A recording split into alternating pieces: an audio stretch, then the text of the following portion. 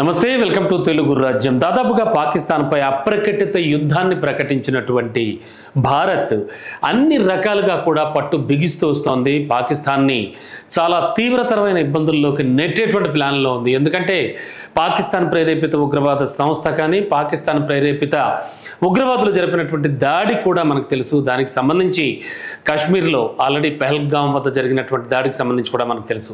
ఈ నేపథ్యంలో అటు నీటి యుద్ధం, ఒక రకంగా చెప్పాలంటే అన్నీ కూడా బ్లాక్ చేస్తూ ఆల్రెడీ వాఘా బోర్డర్ని మూసివేయడం దగ్గర నుంచి, అలాగే ఆ నీటి యుద్ధం కూడా ఒక రకంగా నీటి జలాలు ఆఫ్ చేయడం కూడా నీటి యుద్ధంగానే భావించవచ్చు. ఇలా ఇండియా దాదాపుగా పట్టు బిగిస్తోంది పాకిస్తాన్పై. పాకిస్తాన్ కూడా భయపడి చస్తోందని చెప్పచ్చు. మరి ఇప్పుడు ఉన్నటువంటి పరిస్థితుల్లో పెహల్గాంలో టూరిస్టుల మీద ఉగ్రవాదులు దాడి చేసిన విషయం మనకు తెలిసిందే. దీంతో ఇండియాకు పాక్ మధ్యలో చాలా దారుణమైన మంటలు రాసుకున్నాయి. అప్పటి నుంచే మన వాళ్ళంతా కూడా పాక్తో అన్ని దౌత్య సంబంధాలను తెంచుకుంటూ వస్తున్నారు. ఇక పాకిస్తాన్లో తయారయ్యేవి కానీ, లేదా అక్కడి నుంచి ఇండియాకు వచ్చేటువంటి ఏ ఒక్క వస్తువును కూడా డైరెక్ట్గా కానీ ఇండైరెక్ట్గా కానీ ఇంపోర్ట్ చేసుకోం. ఇదివరకే పర్మిషన్ ఉన్నా సరే, ఫ్రీగా వచ్చేవైనా సరే పాకిస్తాన్ నుంచి ఏవి కూడా రానివ్వమంటూ ఈ రూల్ ఇప్పుడే అమల్లోకి వస్తుందంటూ చెప్పింది.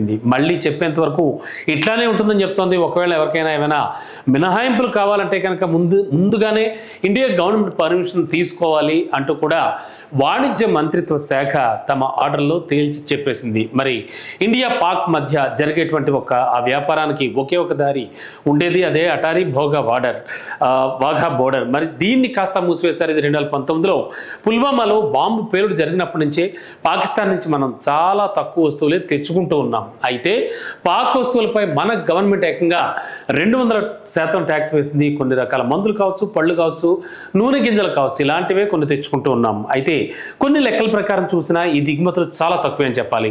ఇక 2024-25లో ఇండియా నుంచి పాక్ దాదాపుగా $447.65 మిలియన్ విలువైనటువంటి మెటీరియల్ అంటే వస్తువులు ఎగుమతి అయితే, అక్కడి నుంచి మనం తెచ్చుకున్నది ఎంతంటే కేవలం $0.42 మిలియన్ విలువైనటువంటి సరుకులు మాత్రమే అని చెప్పాలి. మరి వరల్డ్ వైడ్గా చూస్తే కనుక ఇండియా చేసేటువంటి బిజినెస్లో ఇది కేవలం 0.1% మాత్రమే ఉంటుంది. మరి ఈ బిజినెస్ వాల్యూ తక్కువైనా కూడా పాకిస్తాన్లో ఉన్న కొన్ని కంపెనీలు మాత్రం ఇండియాకు చేసే ఎగుమతుల మీదే బతుకుతూ ఉంటాయి. మనకు తెలుసు, ముఖ్యంగా ఆర్గానిక్ కెమికల్స్ కావచ్చు, ప్లాస్టిక్స్ కావచ్చు, విలువైనటువంటి లోహాల మిశ్రమాలు కావచ్చు, మినరల్ ఫ్యూయల్స్ కావచ్చు, ఆయిల్ పదార్థాలు కావచ్చు, కొన్ని రకాల పిండి పదార్థాలు, అలాగే gum and enzymes, colours, masala items, ఇలాంటివన్నీ కూడా మనం తెచ్చుకునే వాటిలో ఉన్నాయి. ఇప్పుడు ఇండియా వాటిని కూడా బంద్ చేయడంతో పాక్లో ఆ బిజినెస్లన్నీ కూడా మూతపడే ప్రమాదం పొంచి ఉందనడంలో ఎటువంటి సందేహం లేదు.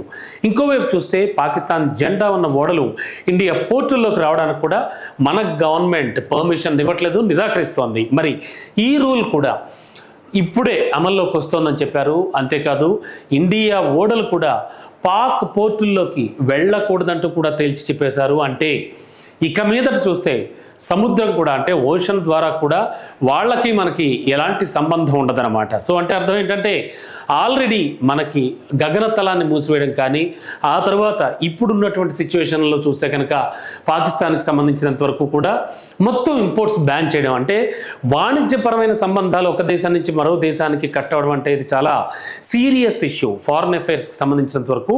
అండ్ ఆ కంట్రీలో తయారయ్యే వస్తువులు ఈ కంట్రీకి రాకూడదు, ఈ కంట్రీలో తయారయ్యేవి అక్కడికి వెళ్ళకూడదు. ఇవి మాత్రం చాలా కట్టుదిట్టమైన ఆంక్షలు విధించింది ఇండియన్ గవర్నమెంట్. మొత్తానికి పాకిస్తాన్ అయితే అష్ట దిగ్బంధనం చేస్తుంది. ఒక రకంగా అప్రకటిత వార్ అని చెప్పచ్చు. అఫ్ కోర్స్ ఇలాంటి వాటితోనే భారత్ ఒక తెలివైనటువంటి యుద్ధాన్ని కూడా ప్రకటించిందని చెప్పచ్చు పాకిస్తాన్పై. ప్రస్తుతానికి పాకిస్తాన్ మీద మనం మొదటి నుంచి కూడా గమనిస్తే కనుక అక్కడ పెహల్గాంలో ఘటన జరిగిన తర్వాత పాకిస్తాన్పై చాలా సీరియస్గా ఉన్న భారత్ మాత్రం ఇటువంటి చాలా కఠినమైనటువంటి డెసిషన్స్ అయితే తీసుకుంటోంది. ముఖ్యంగా వాఘా బోర్డర్ని క్లోజ్ చేయడంతోనే చాలా వరకు మెటీరియల్, అంటే ఆన్ రోడ్ వచ్చేటువంటి రవాణా సౌకర్యం అంతా కూడా ఆగిపోయింది. పాకిస్తాన్ నుంచి వచ్చేవన్నీ కూడా ఆగిపోయాయి. ఇప్పుడు తాజాగా అంటే ఇప్పుడు తీసుకున్నటువంటి తీసుకున్నటువంటి ఈ డెసిషన్ వల్ల పాకిస్తాన్కి మాత్రం చాలా బీభత్సమైన నష్టమే వాటిల్లే ప్రమాదం ఉందంటున్నారు. చూద్దాం ఇంకా ఇండియా ఎలాంటి డెసిషన్స్ తీసుకుని పాకిస్తాన్కి సంబంధించినంత వరకు కూడా కట్టడి చేయడానికి ప్రయత్నిస్తోంది. మరి పాకిస్తాన్ కూడా ఏ విధంగా ఆలోచిస్తోంది? ఆల్రెడీ ఇప్పటికే వాళ్ళంతా చాలా భయపడుతూ ఉన్నారు. మామూలు ప్రజలు అంటే సామాన్య ప్రజలైతే మాత్రం చాలా భయపడుతూ ఉన్నారు ఇండియా దాడి చేస్తుందేమో అని. బట్ అటు గవర్నమెంట్ కూడా అంటే అక్కడ సైనిక పాలన వాళ్ళంతా కూడా చాలా ఆలోచిస్తూ ఉన్నారు ఎటువంటి ఎఫెక్ట్ పడుతుంది అనేది. బట్ వాళ్ళు కూడా సమాయత్తంగానే ఉన్నారు. మరి ఈ నేపథ్యంలో ప్రస్తుతానికి ఇండియా పాక్ మధ్యలో మాత్రం వేడి ఎట్టి పరిస్థితుల్లో కూడా చల్లారలేదనే చెప్పాలి ఈ సిచ్యువేషన్తో. అండ్ నెక్స్ట్ ఇండియా స్టెప్ ఎలా ఉండబోతోంది అనేది మాత్రం విశ్లేషకులంతా విశ్లేషిస్తూ ఉన్నారు. లెట్స్ వెయిట్ అండ్ సీ ఏం జరగబోతోందో.